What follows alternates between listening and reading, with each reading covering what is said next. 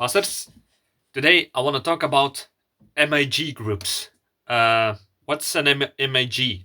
Well, it stands for Mutual Assistance Group.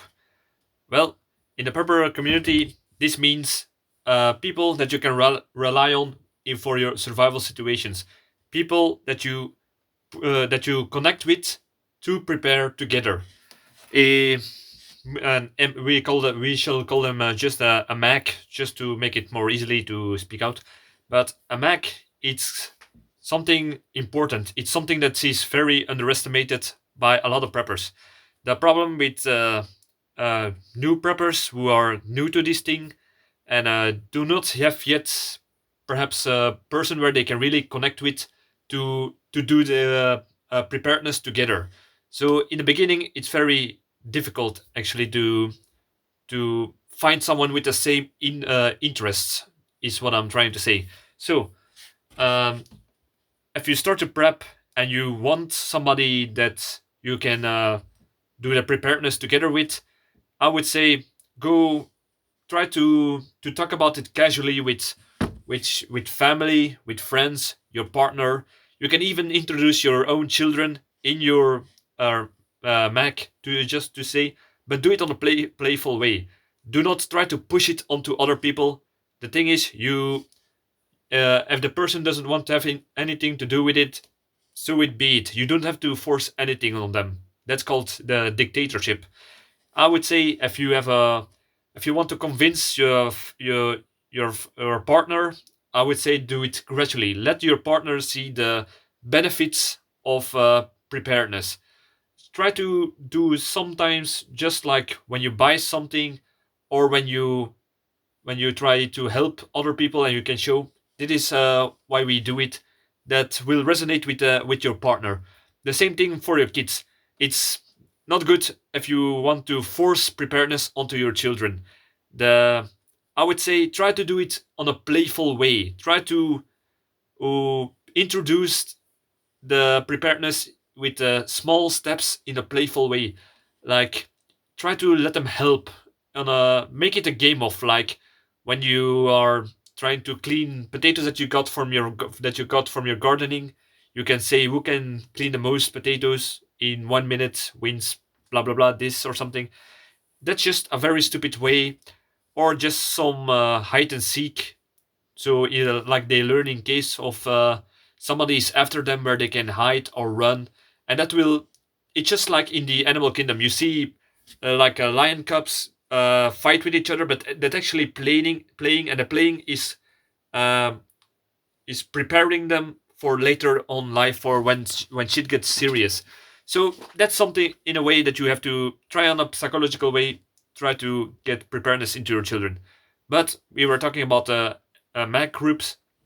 Well, a Mac group you can as you can casually bring it into conversations when you're talking to friends, families, members, and try to poke if that person got some interest in.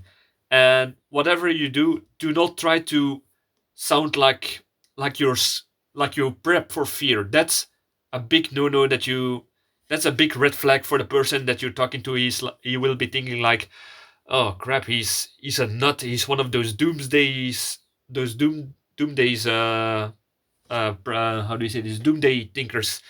Yeah, you have to just put it into casual. Give some tips that are helpful. First, helpful in daily life, like your EDC and such, and that will slowly start to resonate with people. And when things are getting when bad news comes on the news, when things are getting more expensive, then that will resonate with the person. They will come to you and they will ask, "Do you want to do these things together, and we can learn things together?" And that's actually a very big beneficial thing of Mac groups. The thing is, you can share skills, you can share knowledge, because that's a problem with a lot of preppers. A lot of preppers think they are a one-man army. One person cannot one person cannot have all the knowledge and all the skills for the whole preparedness. Some people, you have to do the right job for the right person. Some people are very good in self-defense because perhaps they are naturally built for it. They are more inclined for it. Perhaps they have more alertness. Other people's are good in the garden. They have green fingers. Other people are good nurturers, so they are good with people, with children, which is also very important in your preparedness plans. Some people are just have that natural instinct for doing business, and that's perhaps so the person you can do you can do some good shopping with for the lowest price. And other people's are in certain professions that will be very helpful, and you can learn something from it. People who are in Medicare, people who are mechanics, engineers, uh, perhaps a friend of yours is a psychologist. All those things can be very helpful in your preparedness. You help them, they help you. You scratch my back, I scratch your back. And if you do that, you will start to make a bond. You will start to trust each other more. And that's what a Mac group is really about: trust. Trust to help each other when shit really hits the fan. That's the most important, because you just have to ask yourself, if something now happens, doesn't matter what, you're in emergency situations, who can you honestly call and who will respond immediately, whatever they are doing? That's the kind of person that you need in your mag group. Um, if you're looking for other types of person that if your family members, your partner, or something else is not cooperative with it, you can look it elsewhere. You can look on the internet in forums and try to search people with the same interests on the internet. Perhaps colleagues at work, perhaps people in the neighborhood who have a certain profession, and you can just try to ask them to if they want to teach you something, and you help them with their chores or something else that they perhaps need help for. You give them your labor, and they will give you your skills that you can use later on. A mic group is also very important for a bug out situation. In a bug out situation, they will say, yeah, but a bigger group, it will be is spot more faster. That means that gangs or robbers or whatever can will make you a target. Actually, I don't think so, because if you are with more people that you trust each other, then you have more people that are capable of defending each other. They can try to change of the guard to look in the surroundings that there are no dangers without losing any sleep and alertness to say. So that's very important during a bug out. You have more people who can carry more stuff. Yeah, you can say, but only every person can carry so much. Yeah, if they have carts, pool carts, other kind of vehicles. Even if you have one of those sticks with a few bags on it, it's easy to carry with two persons on their shoulders than one person carry one bag. Those are just some of the benefits about it. There's safety in numbers, and like I said before, you have more knowledge. You have more people with certain assets and skills. Perhaps one of you is a nurse who can give medical help and advice during the bug out. Perhaps somebody has military or police experience. They can help with organizing the self defense. Perhaps an engineer can repair some things. Perhaps somebody can just sew a hole that somebody has in their pants. Those are just the simple things, and uh, you can divide the task to do it more quickly. You can say, those people are going to fetch firewood. Those people are going to make the camp. Those people keep watch. So yeah, a group means safety. That's why humans are social animals, and we can really know each other from a group up on 150 people. Above that, you lose that kind of feeling of trust and really knowing each other. So yeah, those are handy things you can do for a bug out. Just a few examples, and also for a bug in, because I, if you have a Mac and you're in a bug in situation, yeah, you can share resources that perhaps he doesn't have and you have, and vice versa. Perhaps you can one of the persons have a bug out location that you can assist with to getting there to with like in a bug out. Perhaps you can watch the children while they from the other person when they are must do something else and they cannot take the children with them. So yeah, that's not only for shitty defense situations and bugging, just daily life. It doesn't have to be a disaster, it's just some perhaps a hard time. Somebody, you or somebody else lost their job. You can with your Mac try to help each other to get back on track financially. They can give you a loan without the fear like paying interest.